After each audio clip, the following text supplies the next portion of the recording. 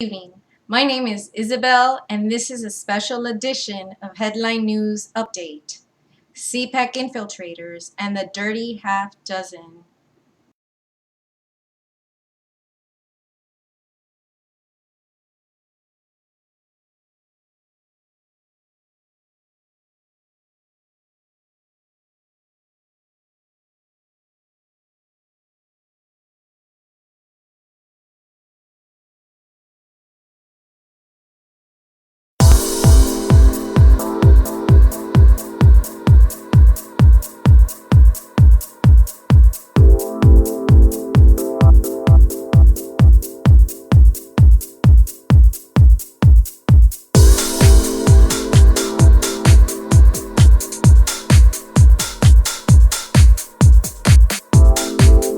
David Ramadan is a resident of Northern Virginia for over 22 years. He is married to Christy Way of Franklin County.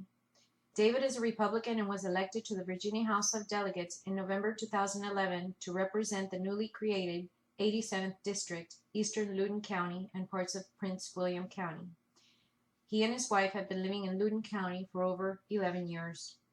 David is an experienced international consultant, executive, and entrepreneur in diverse areas such as franchising, immigration, intellectual property, management, and retail, with extensive knowledge of the U.S., Middle East, and Indian markets. David is a political activist with active roles in the Republican Party of Virginia, the Loudoun County Republican Committee, and the Arab American Republican Committee. Who is David Ramadan? By Kent Clisby. Kent Clisby is a former CIA covert case officer. To make a long story short, here is my assessment of this Republican candidate. This assessment is based on nearly 3 decades of dealing with foreigners, many of whom meant to harm America, and many of whom attempted to deceive me. I am an expert in deception detection and in assessing personalities. Mr. Ramadan is hiding something. I don't know what it is, but he is unwilling to share very important details of his life. In my experience, those who practice Andemka include PC progressives, criminals, intelligence agents, little children who've done something wrong, or others who have something to hide. A sincere conservative candidate who is suffering unfair, bigoted attacks would gladly help other conservatives understand his background and beliefs so that they could help to counter the bigots. When that candidate instead practices inflammatory attacks and makes ridiculous accusations in response to a simple query about his background, the hackles on the back of my neck stand straight up. Something's not right. Ramadan, from what I can make out, is the scion of Lebanese Shia family. He told me that his father paid for him to attend university in Virginia. It would be interesting to hear more details about these issues. The Lebanese Shia are the backbone of the terrorist organization Hezbollah, the Party of God. Earlier this year, Congressman Darrell Issa introduced the Hezbollah Anti-Terrorism Act. The act ensures that no American aid to Lebanon will enter the hands of Hezbollah. Congressman Issa said Hezbollah is a terrorist group and a cancer on Lebanon. The Hezbollah Anti-Terrorism Act surgically targets this cancer and will strengthen the position of Lebanese who oppose Hezbollah. Evidently, Ramadan's generous contributions spread around liberally in Republican circles, and they come from successful businesses. Small women's gyms are not known to generate much cash, so it would appear that Ramadan's revenue stream must flow from his international businesses. Since he refused to discuss any details about his background, all that's known is that he has an interest in a law firm, maybe based in Lebanon. It seems that he is also active in immigration consulting. What is that? As someone who has interviewed hundreds of applicants, many of them with immigration issues, this interests me. When I asked him directly about his own immigration experience, explaining that my wife and I had met as classmates when she was a foreign student, Ramadan blew a gasket. He launched into a classic Andemka tirade. culminating with, "You probably want my birth certificate, right? You're a birther." Turning to his friends, he chortled, "He's a birther."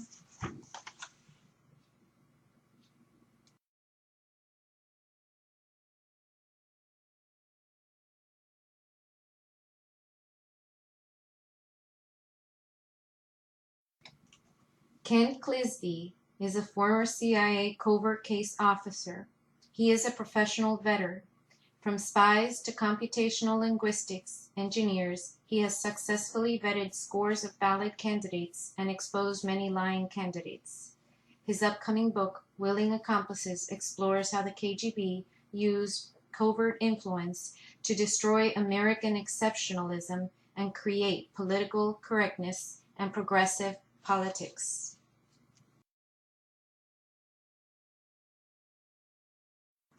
Shireen El-Abdi is active with Egyptian American causes. She serves as a point of contact for the Egyptian American Business Association and is president of the Egyptian American Professional Society.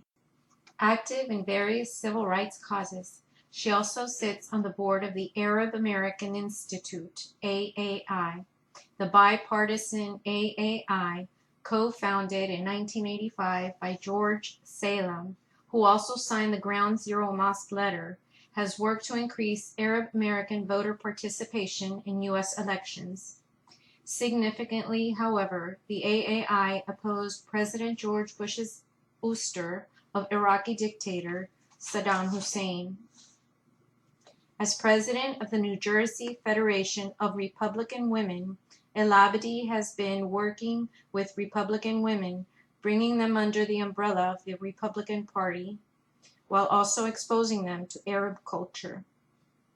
The experience has been very refreshing because a lot of people don't have the opportunity to meet and interact with people of Arab origin.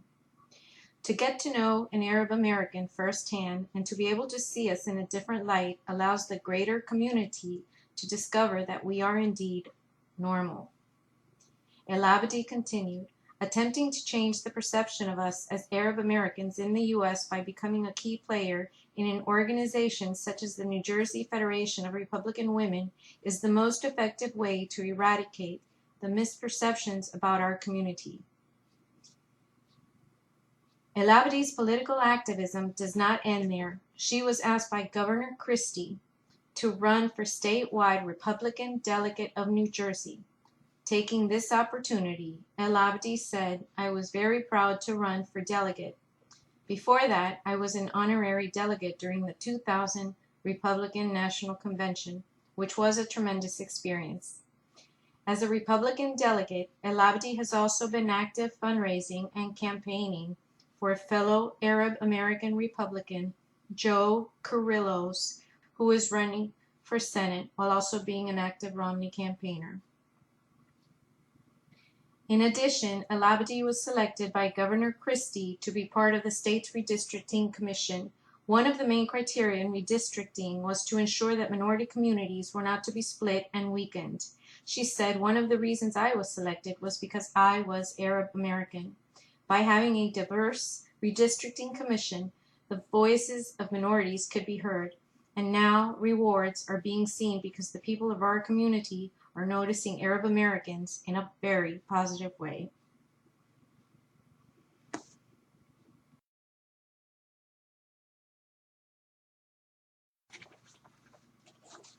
Rhonda Fahmy Hudon, an international political consultant who served as a low-ranking political appointee in the Department of Energy. Rhonda Fahmy Hudon is head of her own public relations company.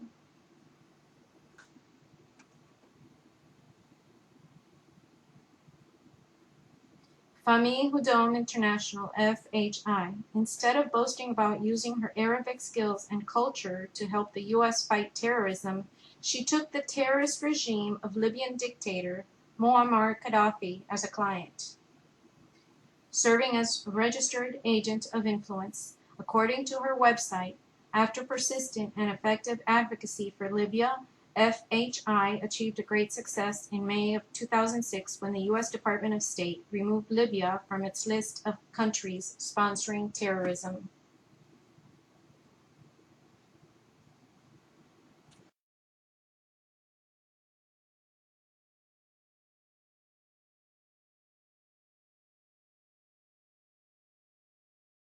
George Salem is a well-known Reagan Republican in Washington and is the only identified non-Muslim of the group. A practicing Christian born in Florida of Palestinian parents from Ramallah, Salem, is a longtime advocate of ethnic, Palestinian, and Arab causes. He co-founded the bipartisan Arab American Institute, AAI, in 1985, the year he became labor solicitor under President Reagan, and continues to chair the organization. Active with many Arab American groups and Palestinian-oriented charities, Salem served in 2004 as a representative of President George W. Bush at the funeral of Palestine Liberation Organization (PLO) terrorist leader Yasser Arafat. He was president of the National Association of Arab Americans. While the AAI, under Salem's chairmanship, won a strong reputation for increasing Arab American participation in U.S. elections. After the September 11, 2001 attacks, its official positions became increasingly strident.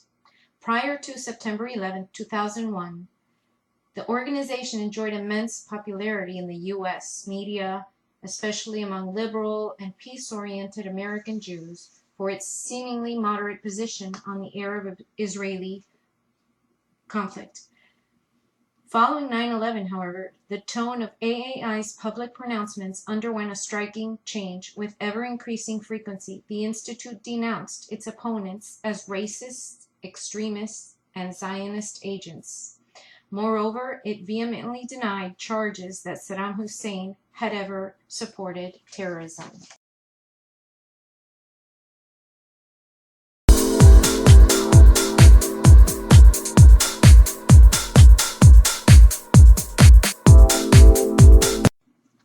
Suhail Khan, identified as chairman of the Conservative Inclusion Coalition, made his debut in Washington as an aide to liberal Republican Tom Campbell, then a congressman from California. His late Pakistani father ran a controversial Islamic center in Santa Clara, California, and was an official of 2 U.S. affiliates of the Muslim Brotherhood. His Pakistan-born mother served on a local board of the Council on American-Islamic Relations, CARE. In 2000, with Khan doing the staff work, Congressman Campbell deducted $173,480 from the Federal Bureau of Prisons from H.R. 4690, the Commerce, Justice, State, and Judiciary Appropriations Act for FY 2001. The money was intended to be diverted for the use of foreign prisoners awaiting deportation under the law that Khan was trying to abolish. Again, with Khan doing the staffing, Congressman Campbell teamed with left-wing House Judiciary Committee Chairman John Conyers of Michigan in an attempt to overturn Clinton administration-era legislation that allowed federal authorities to use classified intelligence information in order to deport suspected terrorists from the United States. This writer reported on Khan's work at the time for Insight magazine, a weekly then published by the Washington Times. Khan worked the legislation specifically for Sami al-Arian, the head of an Islamic center in Tampa, Florida, whose brother-in-law, Mazen al-Najjar, was facing terrorist-related deportation proceedings. Federal immigration officials were using classified intelligence which the suspect was not permitted to see as part of the proceedings, and Khan tried to rescue him by helping draft the unsuccessful legislation H.R. 1266, the Secret Evidence Repeal Act of 2001, that would have abolished the law. Al-Najjar was a member of the governing Shura Council of the Palestinian Islamic Jihad, PIG, a U.S. government-designated terrorist organizations. Khan defended al-Arian against conservative allegations of being a PIG leader himself. Al-Arian headed a legal front group, the National Coalition to Protect Political Freedom, NCPPF, which worked to abolish federal counterterrorism legislation and support Khan's work on Capitol Hill. Under the law Khan was trying to abolish, al-Arian was ultimately arrested, convicted, and sentenced to federal prison as the leader of the North American cell of the PIJ and as a member of the PIJ's Shura Council, of which he was secretary. Al-Arian had masqueraded as a Republican activist during the 2000 presidential election, providing money to the campaign of George W. Bush after previously supporting Democrats. Despite his track record, Khan landed a job at the White House Office of Public Liaison under President George W. Bush in 2001. In June of that year, Khan followed al-Arian at an American Muslim Council AMC Art of Lobbying training session. National security experts working with the Bush administration to tighten counterterrorism laws after the 9/11 attacks found Khan to be more interested in having the White House protect radical Muslims against public backlash than recruiting mainstream Muslims to fight the radicals here at home. Al-Arian came to public attention as a leader of the Palestinian Islamic Jihad. He was arrested in February of 2003 on a 50-count grand jury indictment alleging, among other things, financial support for terrorism. Al-Arian pleaded guilty in 2006 to conspiracy to provide material support to a terrorist organization and received a 57-month sentence. He is now under house arrest in Virginia, awaiting charges for contempt after refusing to testify against other reputed terrorist figures. After the arrest, Khan told his writer that he had never met al-Arian. Years later, in his failed 2010 GOP primary race for U.S. Senate from California, former Congressman Campbell took heat for writing a letter in defense of al-Arian in 2002. He said he had never known of al-Arian's terrorist ties. Suhail Khan also worked with Abdurrahman al-Amoudi, founder and head of the now-defunct ANC and its tax-exempt arm, the American Muslim Council Foundation. Al-Amoudi, an open supporter of Hamas and Hezbollah, also provided GOP campaigns with cash and activist support after becoming disillusioned with the Clinton administration for enacting the law that Khan was trying to abolish. The last signer of the Ground Zero Mosque letter is Sama al-Reyes Norquist, the Palestinian Muslim wife of Republican operative Grover Norquist. Born in Kuwait of Palestinian parents, Sama al-Reyes immigrated to the United States in 1990, earned college degrees, and then worked in the office suite of Republican activist Grover Norquist Americans for Tax Reform, ATR. ATR provided space to the Islamic Free Market Institute, also known as the Islamic Institute, which Norquist and al-Amoudi founded in the late 1990s. Al-Amoudi funded the Islamic Institute with checks from his own activist organization, the AMC, and with anonymous checks drawn from banks in Saudi Arabia. Sama al-Reyes served as director of communications for the Islamic Institute. Later, she worked at the U.S. Embassy in Amman, Jordan, and later as a public affairs specialist for the U.S. Agency for International Development, USAID. She married Norquist in 2005. On August 18, 2010, the morning after the 6 signers released the letter defending the Ground Zero Mosque, Americans for Tax Reform distributed the document by email to Republican and conservative activist leaders. According to ATR's Patrick Gleason, Norquist's group circulated the letter at the request of Suhail Khan.